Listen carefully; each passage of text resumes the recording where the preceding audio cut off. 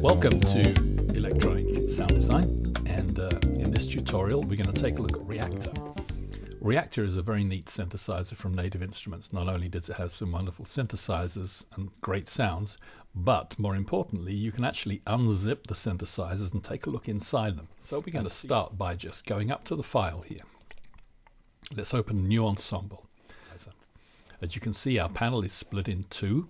This will become the panel, and this is what's happening inside the instrument. So, in this particular instrument, we don't need two audio outputs, but what we're going to do is duplicate that output, because although our synthesizer is going to be monaural, I'd like it to come out at the center of my speakers. So I'm just sending one signal, same signal to the left and to the right speaker. And also we've been given here a couple of audio inputs. We don't need that. This is a synthesizer, and as you know, a synthesizer looks for MIDI as its input. Here's how we add modules to our instrument. I right click here, built-in module, MIDI in. Okay, and we're going to have MIDI in, note pitch, and of course we're going to have another input which is going to be MIDI in, built-in module, MIDI in, gate. These are our two main MIDI inputs. The note tells us the pitch of the note and the velocity, and the gate tells us that when the note is started and when it's stopped. Now we have our MIDI in, but we're not going to get any sound because we've got no oscillators or anything in here. Let's get an oscillator going. Right click. Now we're going to use mainly macros and building blocks. This is where we'll find all the pieces that we need. So let's do that again. Right click, macro, building blocks, and we want an oscillator. Here's our oscillator, and we're just going to choose this guy, oscillator, with a simple choice of waveforms. Now as you can see, this oscillator has automatically given us a panel with controls for the pitch, fine tune, and pulse width of the pulse wave. Let's pull this up here. Now we could just connect the note pitch straight into here and the output straight into here, and we could start playing notes straight away, but this is going to be a little bit wild because we're not controlling the volume of the sound at all.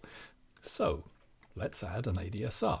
Right, macro, building block, envelopes, and we're going to choose an ADSR envelope. There he is, and look, he's immediately put the controls up on the panel. And before we make the connections, let's have a look at this panel. If I unlock it with a little spanner here, now I can take my ADSR and I just have to pull that down, and it automatically makes the little stage bigger so that we can see what we've got here. Okay, we need the note pitch into the ADSR. The reason for taking the pitch in is because this ADSR, this envelope, is scaled with pitch. It makes slightly tighter envelopes as you play higher notes. And we need a gate to tell it when it's on and when it's off. The output of this ADSR, which is a sort of event list, comes out of the red buttons here and it goes into the amplitude of the oscillator here. And let's connect this guy back up again. And if we play, I think we can hear that just fine. Let's choose a sawtooth wave. Oh, and when we click on the panel, by the way, we need to lock it back up again. Now I can choose a sawtooth wave. That's nice and bright. And let's put an envelope on so you can hear that the envelope is working. Make it pretty obvious. Okay, slow attack. There. So our envelope is working just fine, and our oscillator, we can choose a pulse wave, change the pulse width, we can choose a sawtooth wave or a triangle wave. That'll be hard to hear. Okay, so we're gradually moving on as we build our synth. So what would we like to do next? Well, here's a tip. When we play with Reaktor, we're going to be experimenting with some connections. It's probably a good idea to put a volume control in here at the output end. We do have one here.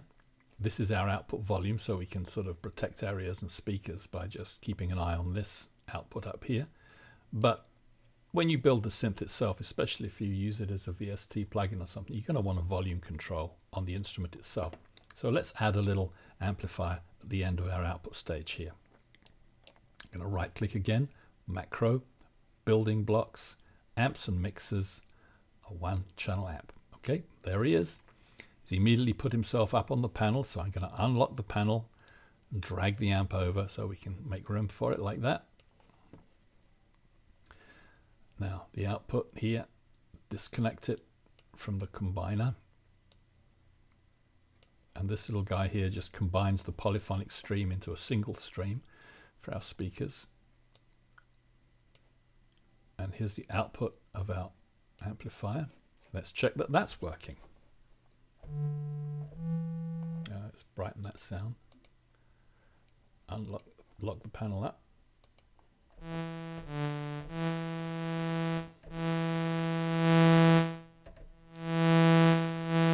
Okay, well that's fine, and we've got a handy mute button.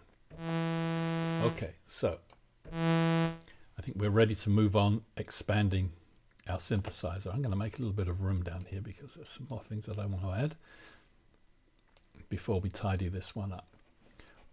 Well, the other component which is obviously missing is a filter. So let's go ahead and add a filter. Again, right click in this area, macro, building blocks, filters, and this time we're going to choose a 4-pole filter. Here's our 4. And I'm going to have to do a little bit of tidying as I go along. Move these guys down, and let's put our filter up here. So what goes into the filter? Well, in this case it's the output of the oscillator, so let's do that from the amp. Let's connect it to the input of the filter, the output of the filter to the input of the amp. And notice when I make a connection that goes right through to the back end of the synthesizer here, all these little yellow lights come on to let me know I'm connected through. Well, we need to send the note pitch to the filter as well, because that is also scaled by pitch. And by the way, if you've noticed, look on our panel, the filter section has been placed here. Let's unlock the panel and take our 4-pole filter, and we seem to be running out of room here. Well, let's pop him down there for the time being. We can always make room like this. Okay, so there's our panel for the filter. But like the output of the oscillator, I think we want an envelope on our filter. This is very important for the construction of sounds, that you can control how the filter cutoff frequency moves in relation to time, as well as the overall volume of the sound.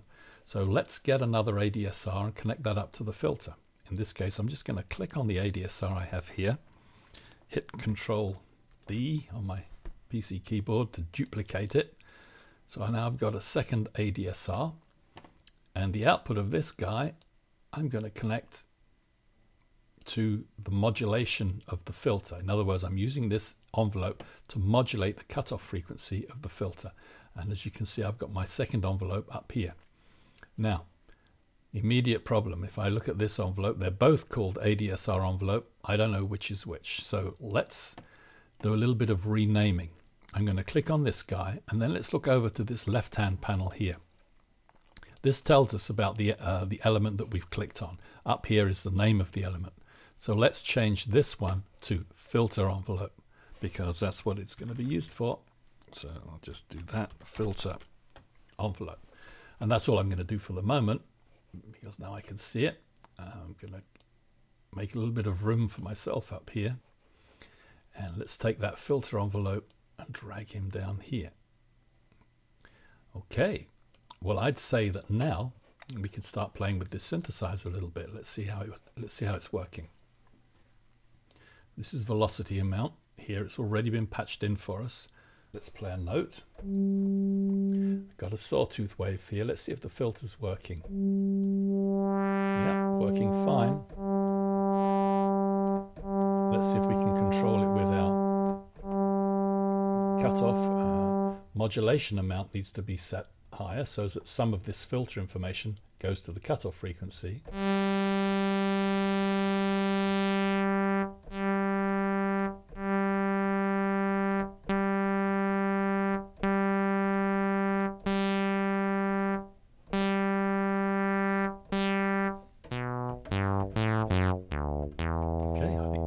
that's all working very nicely. Now that we've got our synthesizer working, let's spend a few moments tidying it up so it's actually practical and easy to use to start making and learning how to make sounds using these tools, these simple tools that we've put together here. Let's unlock the panel and start pulling things into some sort of shape. I'm going to grab hold of the amplifier section here and just move it right over there out of the way. Here is our volume envelope. Let's put that up there next to the oscillator so we know that that belongs to. Here's our filter. And why don't we reorganize the panel of the filter? You can do this just by clicking on the buttons and dragging them to a new spot. So I'm going to take this guy here and put this guy next to him. And this is the thing which chooses the style of the filter. Let's put that there. Yeah, that's a little bit neater. Now our filter envelope can go up next to him there. And here's our amplifier. So that looks a lot neater. But there's one or two things you can do which are fun just to pretty it up. And how about we change the background here? So if I click there, look here, background picture in the left-hand panel under the View tab. Background picture, if I go to my desktop, I do have a little sort of texture that I made. Here it is, here's the preview. Okay, so that's a little more fancy.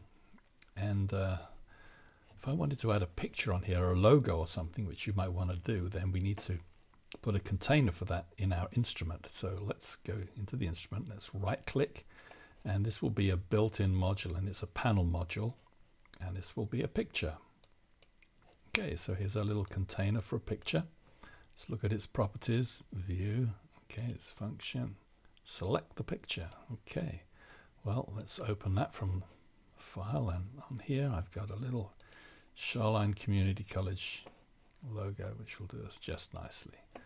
So we can grab hold of that and pull that down into the corner. How about that? There we are, that's nice and neat. And again, on our properties here in view, we can turn the label off to make it a little bit neater. There we go. So now it's beginning to look like a real synth, even though it's not got much in it. Just one oscillator and a couple of envelopes and a filter. Okay, let's lock the panel there. Okay, there's one final thing that I'd like to do before we start playing with this and making presets and saving them. And that is a display which aids us to understand, to visualize sound when we look at it, and that's a spectrum analyzer. Now I'm going to put that inside the instrument, and it is already an instrument. And if we look up here, analyzers and displays, we'll find a spectrum. Let's put that in here. Now I need to pull this panel down a little bit so that we can see it. Okay, so here's our spectrum analyzer inside the instrument. We need to connect the output from the combiner here. So let's take it out of there, connect the output to the spectrum. Actually, we can connect it there as well. So now we have an output from the final stage of our synthesizer, which is also being fed into the spectrum analyzer. So when I play a note, we should start to see the spectrum being displayed. Okay, so just before we leave this, let's do one more thing with the spectrum analyzer. Let's look at its properties. First of all, we don't need to show the header, because this is always going to be a part of our instrument. And to make it match with our instrument, let's use the same background picture. Here, that's that brush green logo thing. There we go. So now let's turn off the inside panel. Here is our instrument, looking pretty smart. Simple synthesizer with a spectrum analyzer will help us see what's going on.